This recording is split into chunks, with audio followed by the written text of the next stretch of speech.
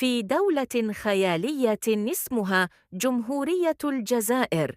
هناك رئيس الدولة عبد المجيد تبون، ورئيس أركان الجيش الجنرال شنقريحة، يعشقان شيئين لا ثالث لهما: الخطب الطويلة وكراهية الدولة الجارة التي لم يريا منها إلا الطقس المشابه. استيقظ شنقريحة ذات صباح وقال لعبد المجيد: الشعب هادئ أكثر من اللازم، نحتاج عدواً يشغلهم. فأشار إلى الخارطة ولكنها كانت مقلوبة، فقال بحماس: انظر، هذه الدولة الجارة المنكوبة. قال عبد المجيد بخجل: سيدي، هذا نحن.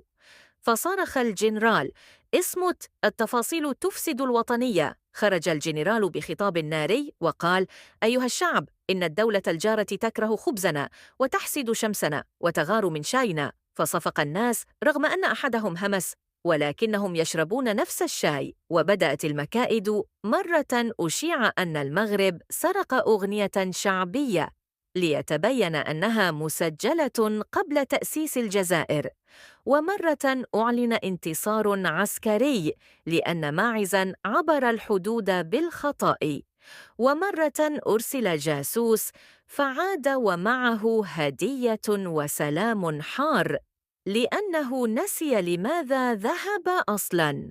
ومع مرور الوقت صار الجنرال يلقي خطبه أمام مرآة لأن الشعب انشغل بحياته.